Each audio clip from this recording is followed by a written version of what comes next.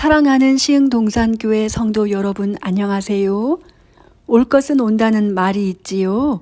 오늘 본문이 저에게는 그런 느낌입니다. 11월 대면 예배 시작부터 저희 어린이 예배 공동체에서도 매일 성경 큐티의 맥을 잡아가려고 했습니다. 그런데 마침 사사기가 시작되면서 하나님 없이 사는 인생들의 이야기가 어찌나 당황스럽고 특히 이번 주에 펼쳐지는 기브아에서의 끔찍한 사건은 어린이들에게 너무나 부적절하게 보였습니다. 그래서 어린이 매일 성경 큐티는 내년 1월부터 시작해야겠구나 결정하게 되었습니다. 그런데 결국엔 오늘 새벽 설교를 통해 이 본문으로 우리 성도님들을 만나게 되었습니다. 올 것이 온 것이지요. 오늘 본문은 베냐민 지파를 제외한 이스라엘의 11개 지파가 미스바에 모여서 기브아 사람들이 행한 만행을 응징하기로 만장일치 결의하는 장면으로 시작됩니다. 8절에서 11절 말씀을 제가 키워드 중심으로 읽어보겠습니다. 모든 백성이 일제히 일어나 우리가 기브아 사람에게 이렇게 행하리니 지파 중에서 사람을 뽑아 베냐민의 기브아로 가서 그 무리가 망령된 일을 행한 대로 징계하게 하리라. 아멘. 이 결정의 일환으로 12절, 13절 이스라엘의 대표들을 베냐민에 보내어 기브아의 행악자들을 넘겨달라고 요청하게 됩니다. 하지만 놀랍게도 14절입니다. 베냐민 자손이 그들의 형제 이스라엘 자손의 말을 듣지 아니하고 아멘. 방귀 낀 놈이 큰 소리 친다고 오히려 베냐민은 파렴치한 악당들을 비호하기에 급급합니다. 그리고 그들의 형제와 대적하여 싸우기를 선택하지요. 얼마든지 잘못을 회개하고 용서를 구할 수 있는 기회가 주어졌음에도 베냐민은 그렇게 하지 않았습니다. 도대체 그들의 믿는 구석이 무엇이었을까요? 15절, 16절 말씀을 통해 엿볼 수 있겠습니다. 15절입니다. 성읍들로부터 나온 베냐민 자손의 수는 칼을 빼는 자가 26,000명이요. 그 외 기브아 주민 중에 택한 자가 700명이라. 그리고 16절에 이런 부연 설명이 있습니다. 이 중에 700명은 다 왼손잡이라 물매로 돌을 던지면 조금도 틀림이 없는 자들이더라. 아멘. 그러니까 칼을 쓰는 26,000명의 용사가 있고 또 700명은 왼손을 오른손처럼 쓸 수 있도록 훈련된 정예의 병이라는 것입니다. 그리고 다윗이 골리앗을 쓰러뜨린 것처럼 돌팔매질에도 달인들이라서 머리카락 하나 빗나가지 않게 맞힐 수 있는 그야말로 특수 요원이라는 것이지요.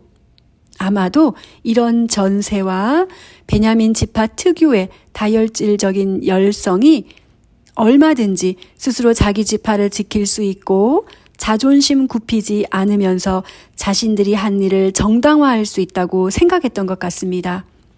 하지만 이것은 완전한 착각이지요.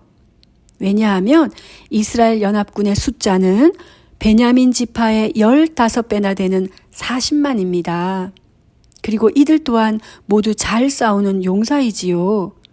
지금 베냐민은 매우 무모한 싸움, 그것도 불량배들을 옹호하기 위한 아주 명분 없는 싸움을 준비하고 있는 것입니다.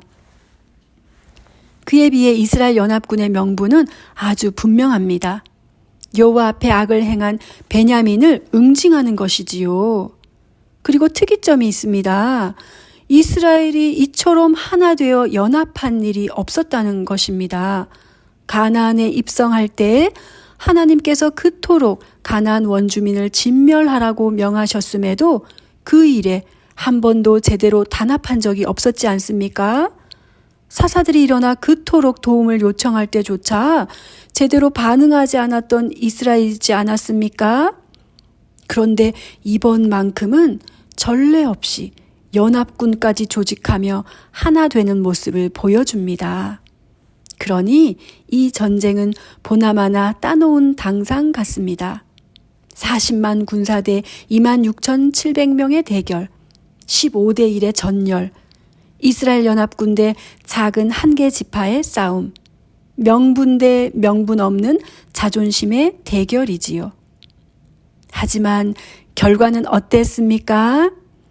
21절입니다.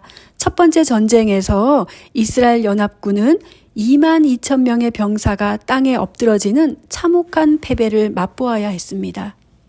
두 번째 전쟁에서는 어땠을까요? 25절입니다.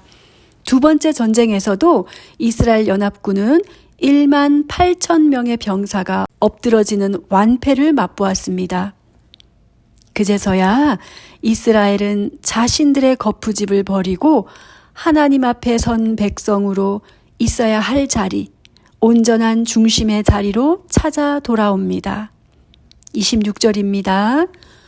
온 이스라엘 자손 모든 백성이 베델로 올라가 울며 거기서 여호와 앞에 앉아서 날이 저물도록 금식하고 번제와 화목제를 여호와 앞에 드리고 아멘. 그리고 27절 28절 말씀을 보면 그곳에 하나님의 언약궤가 있었고 제사장 비느하스도 함께 있었다고 기록하고 있습니다.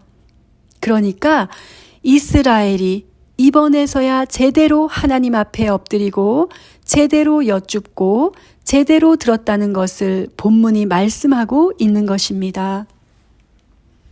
28절입니다.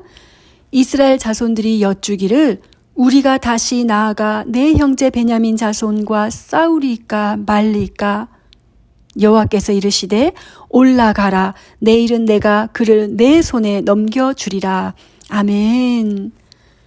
하나님께서는 세 번의 전쟁을 하게 하시며 먼저는 이스라엘 연합군을 치시고 결국엔 베냐민도 치시면서 당신의 백성들이 있어야 할 자리, 주님의 주 되심을 내어드리는 그 백성된 자리에 있도록 인도하십니다.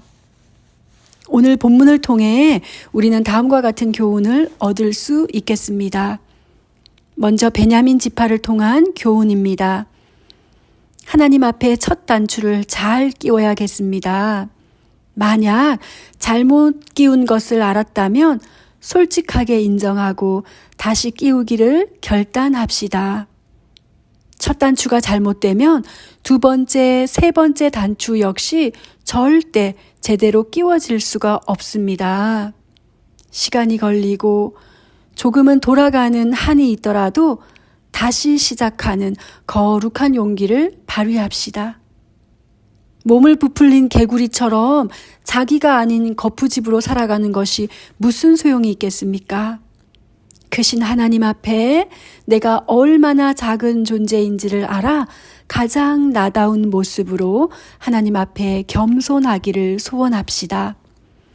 두 번째, 이스라엘 연합군을 통한 교훈입니다. 하나님 앞에 명분을 내세운다는 것에 유치함을 알게 하십니다. 누가 누구를 판단할 수 있으며 누가 누구를 심판할 수 있습니까? 도대체 나에게 그런 자격이 있다고 생각하는 근거가 무엇입니까? 그리고 내 힘의 근거도 마찬가지입니다. 내가 세고 강하고 힘이 있다는 것이 승리의 이유가 될 수 있을까요? 나의 유능함과 젊음과 노련함이 나를 보장할 수 있을까요? 그것은 하나님 앞에 한낮 바람과도 같은 것일 뿐입니다. 오직 하나님만이 우리의 도움이시며 이유 되심을 고백합니다. 저는 오늘 본문을 통해 하나님의 백성으로서의 진정성에 대한 묵상을 하게 되었습니다. 내가 하나님 앞에 선 자로서 진정성이 있다면 어떤 명분이나 신념, 종교성이 아니라 오늘이라는 시간을 살아가는 가운데 섬세한 중심과 섬세한 숨결의 태도로 드려져야 하지 않을까 고백하게 됩니다. 하나하나 순간순간 하나님의 주 되심을 높여드리는 모든 것이 되기를 소원하며 구하게 됩니다. 그리고 그렇지 못한 저의 둔감함과 거침과 게으름을 회개하게 됩니다. 사랑하는 성도 여러분, 오늘은 12월 11일입니다. 이제 완연한 겨울이지요. 나무마다 앙상한 가지들이 되었지만 한 잎, 두 잎씩 아직도 붙어있는 잎사귀들이 있습니다. 하나님께서는 그 잎사귀들의 떨어짐까지도 다 아시고 살피시는 주님이 아니십니까? 그 주님 앞에 섬세한 중심을 내어드리며 진실함을 살아드리는 하나님 앞에서의 진정성을 함께 묵상하는 오늘 하루 되시기를 축복합니다. 함께 기도하겠습니다. 하나님 아버지, 오늘도 아둔한 저희들을 말씀으로 지도해 주셔서 깨닫게 하시는 은혜 감사합니다. 오늘도 그 선명한 말씀의 빛 가운데 살아가며 주님을 더욱 더 가까이 만나고 경험하고 고백하는 하루 되게 인도하여 주옵소서. 내가 주인된 시간과 공간이 더욱 더 주님으로 채워지게 하옵소서. 주님의 인도하심과 도우심으로 되어지는 저희의 모든 것이 될 수 있도록 주장하여 주옵소서. 안전을 위해 기도합니다. 질병과 사고와 두려움으로부터 저희들을 보호하여 주옵소서. 가족과 이웃과 나 자신을 사랑으로 돌보는 주말 되게 하옵소서.